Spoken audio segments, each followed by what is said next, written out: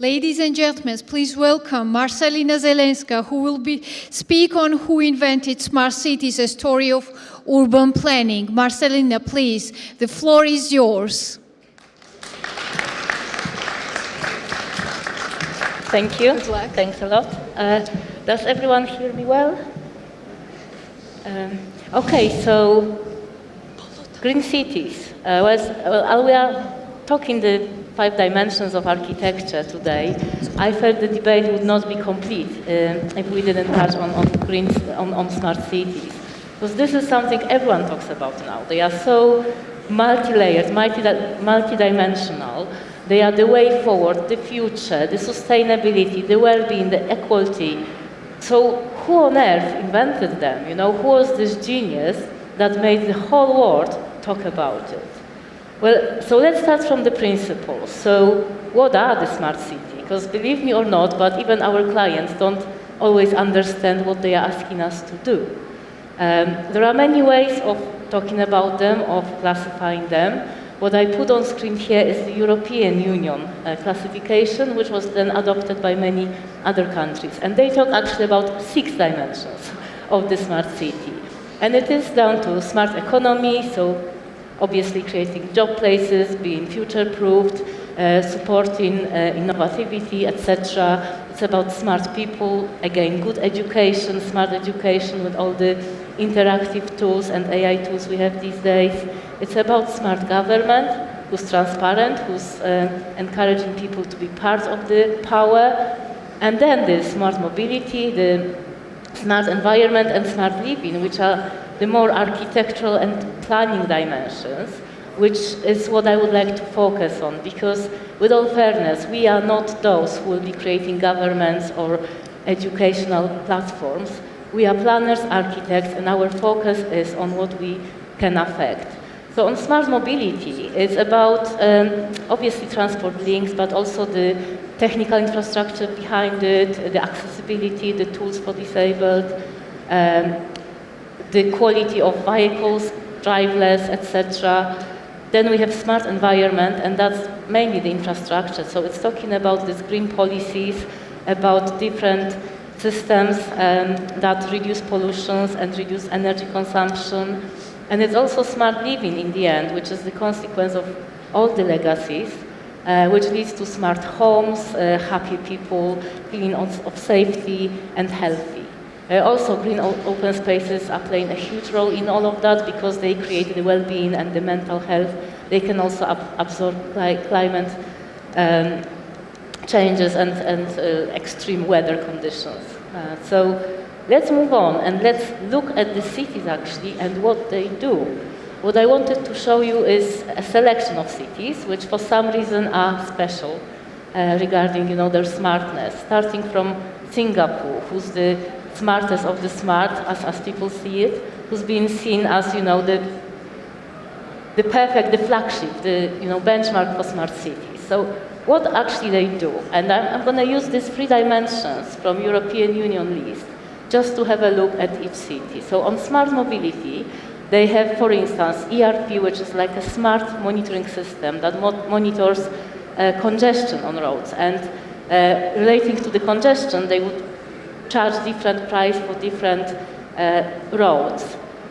They also have a MAS, which is similarly, it's also a system, but it's an integrated system that follows the different means of transport, and you as the citizen have access to all of them, and it's easy, and you can plan your journey in a nice and easy way with your smartphone. It's also the smart technology, the driverless cars, like buses, like taxis in Singapore. They also have, you can see here, the smart robots for deliveries, so actually that cuts the traffic because people stay at home and AI comes to them with all the deliverables. And finally, not finally, these are just examples, but they also have the smart lighting system that also helps control traffic and congestion. And then on the environment, there's obviously a lot of networks, like the electrical networks over here, which uses all kinds of solar panels and AR tools to measure energy and tailor it to the demand.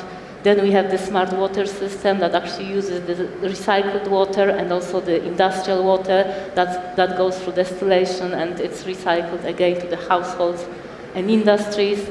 It has the integrated solar and wind system, as most of smart cities. It also has a very smart waste collection system, as you mean no waste at all. So these are pneumatic collection points which drop waste down under the ground. It doesn't smell. It's very useful, and lots of things like that, including the green policy, which means that every new building needs to have a certain green certification on it. Otherwise, it will not get planning permission. And then on the living, there's loads of stuff, but on hospitals, obviously everything new. It has robots, new electronical help for people, telemedicine, so doctor can call you at home. On the streets, we have this, for instance, the smart lamppost, which combines Wi-Fi, even the pollution detectors. So it's one thing many things in one place. It's quite interesting that Singapore has a model of the entire city. You can see a snapshot of it at the bottom corner. And actually this model helps measure all the behavior and pollution and basically everything that happens in the city, including these new planning applications and the future developments. Education is smart. They have loads of digitalization in that discipline. They also promote urban farms, and you see more and more buildings, spectacular buildings in Singapore that are actually making most of this kind of green policies. So I would say Singapore is smart and pretty, like a proper lady. It's stunning in its shape and form, and you almost take pleasure of enjoying, all these technologies. It is a piece of art, Singapore. So let's have a look at a different approach, which is also seen as a top sustainable city.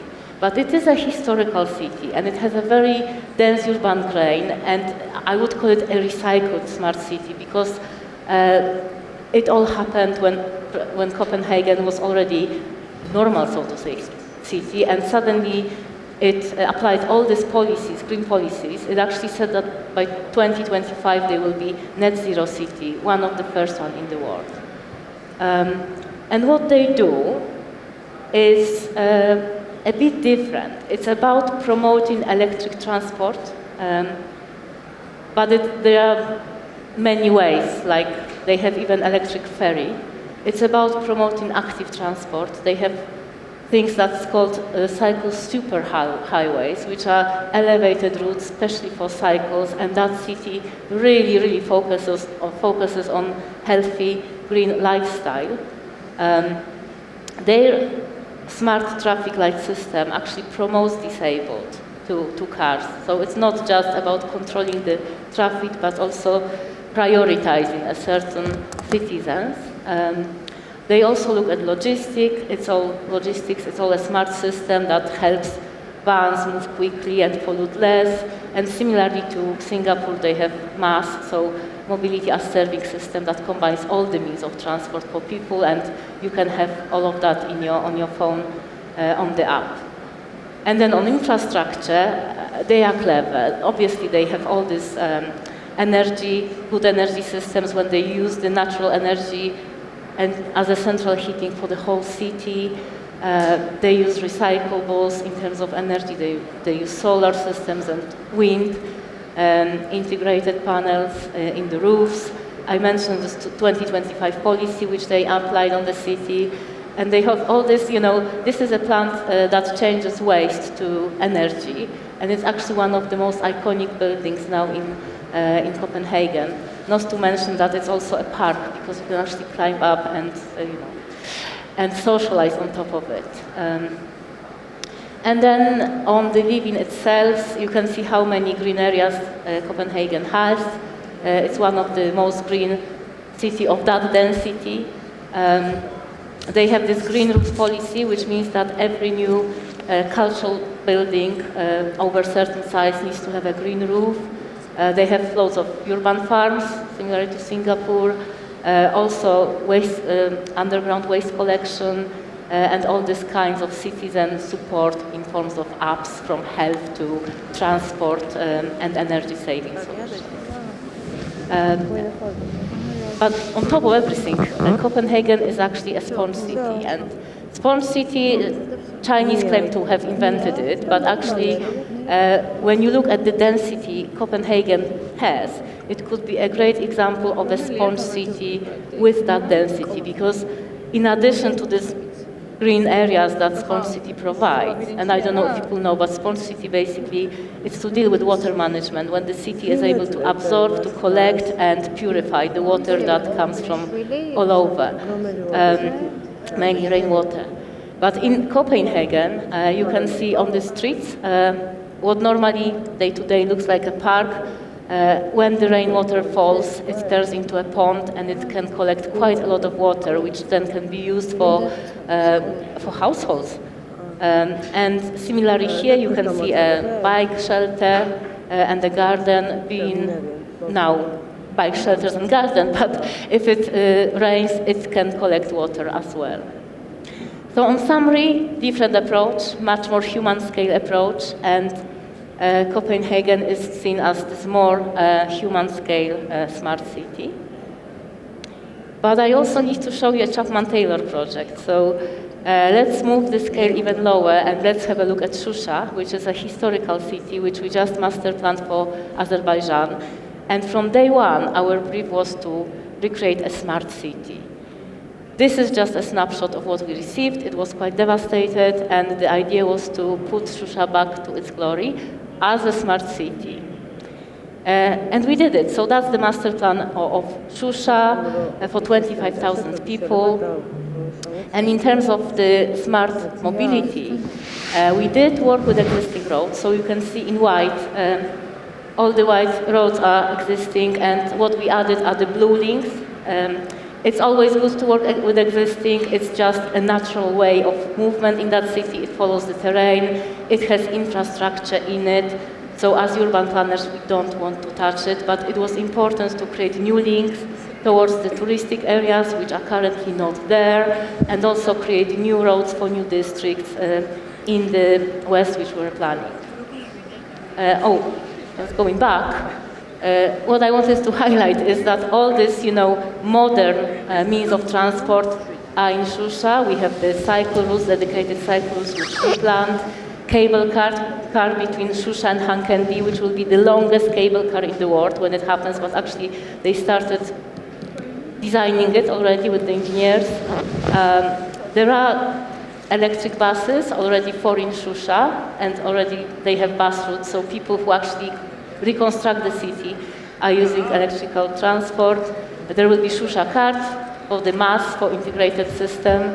And also worth saying there are 39 tunnels drilled in the mountains on the way to Shusha just to speed up the journey. And first time we went there, it took us 7 hours. Now it's about 4 from Baku to Shusha. Obviously, we have environment to consider, and Shusha has a different approach to these big agglomerations. It's a green city, and its environment is based on the greenery of that. So we have a good selection of green corridors crossing the city. We also have the green ring around the city that will provide some leisure and attractions. It is a walkable city, Shusha, so no need for more. You can see a snapshot of our vision for the central green corridor. And then also we were using the terrain to minimize excavation, which is also a sustainable approach. For instance, those buildings have car park, but we never have to create too many ramps because we use the natural terrain to unveil the entrance to the car park. On the left-hand side, our vision, on the right, realization, and there are actually people living there already. They have underground waste collection in Shusha. You can see a photo of it here on the left. It's for the whole city. But they also have smart homes. We pushed for it. We have this semi-private courtyards planned as urban farms where people can have their own vegetables and fruits. And also in terms of water, Shusha has a system of water that takes the natural mountain water from the spring next to the city. So it's very, very healthy. And then looking at the quality of life, Shusha is a 15-minute walking city. The way we planned it was by distributing the schools evenly. You can see red dots for the schools, so 3 of them exist already. Number 2 is the existing historical reality school, which is now under reconstruction. It will be brought back to its glory. It will look like that. Baku Design Institute is looking at it. We have one ready, new-built school. You can see President opening it. And this is a military building that will be, by our master plan, turned into the school. It's the one in the middle, so strategic, quite important. One more to follow, which it will be delivered when the city evolves. It also has this huge hospital. The blue marks the site of it. And it really is a great thing for Shusha because people don't need to worry if they get ill. And there are other amenities. So Shusha, I've drawn this 30 minutes circle because it's 15 minutes from its center to any of the points on the perimeter. So you can see that from the middle of Shusha, in 15 minutes you can walk literally everywhere.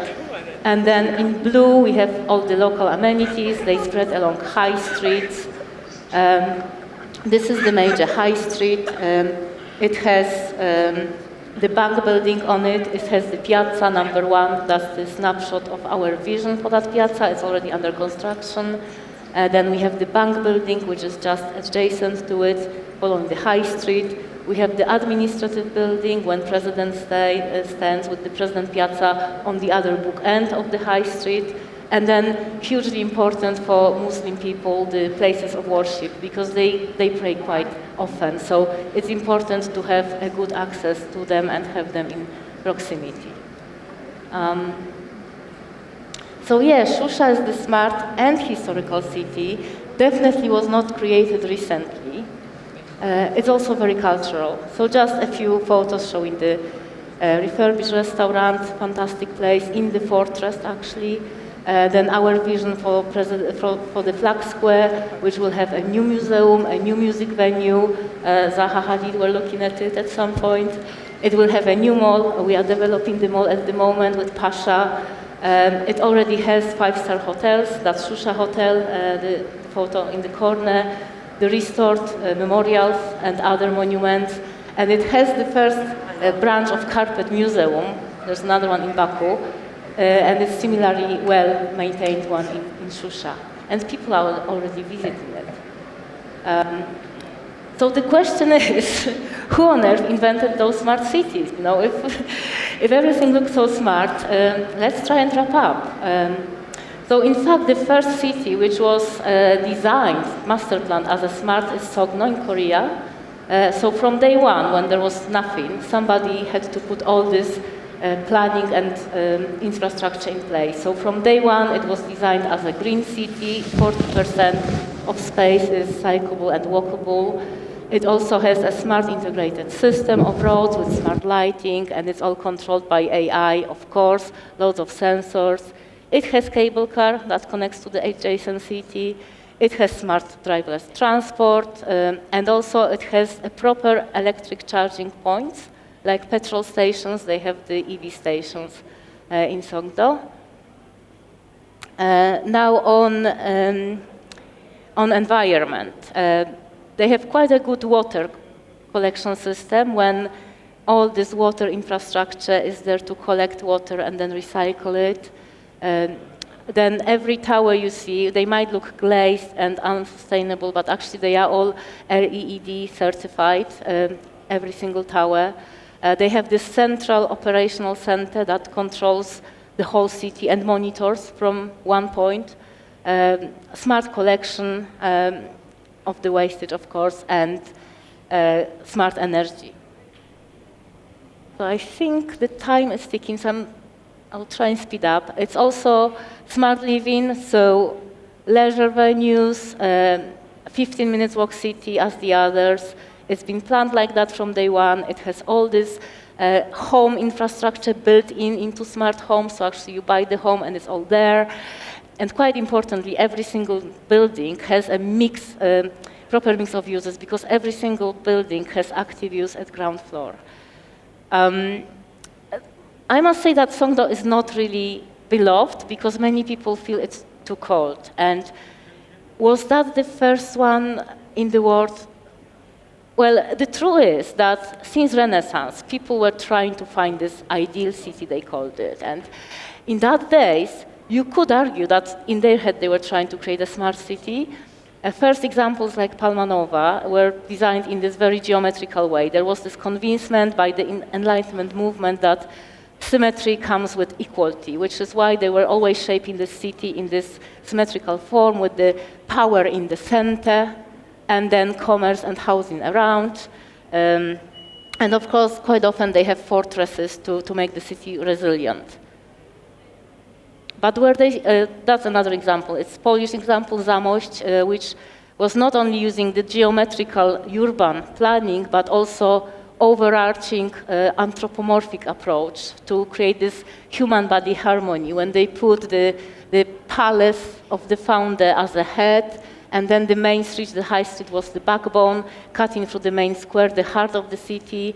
We had Bermando and Solna streets as the arms, and other squares as, organs of the body. And finally, we have the bastions as legs and hands to defend the city. And you have a few snapshots of the city at the bottom of the page.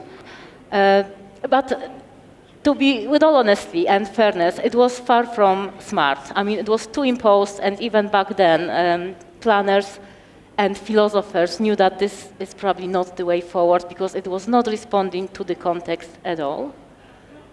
So then you can see 300 years later, the garden city came, and it was kind of, evolved from smart city.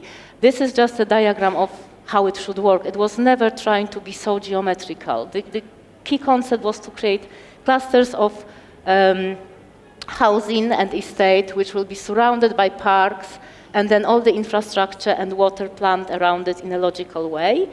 And it had its principle of smart living with these houses, with gardens, good range of shops and local amenities, a good network of streets, pedestrian links. This is all that's the Lichfield was the first garden city actually created. Following that diagram, it was in the UK, and these are the snapshots from that city. That's the area of it. As you see, it's not that geometrical. It responds to the context, has loads of greenery, also places of work in near proximity. So economical city, a good range of tenure mixture, affordable houses, and definitely one of the first smart cities. But was that the first one? That's a good question, because what about Rome? I mean, Rome was super smart. It's not even our era, but if you look closer at what Romans were doing, it's fascinating. So starting from smart mobility, Romans actually created roads. It was there when the road had the strong surface, the rigid surface, and they had to do that because the empire was so huge that they had to have a rigid road network to be able to communicate. And when the roads were created, there comes bridges and ramps, so all the integrated infrastructure was already in Rome. Worth saying that they were totally eco-friendly. There were no cars, so all horses and pedestrian. Some of them had shared surface with the priority for pedestrians, so even better. And some of the surface you could call something for disabled because people were walking and feeling, where they are. It's a bit too much. But let's have a look at infrastructure, because this is really clever. If you consider every single piazza in Rome, there's a fountain, either one or two, and the fountain is there for a reason. It creates the microclimate, it creates chill, it actually is the ancient air conditioning.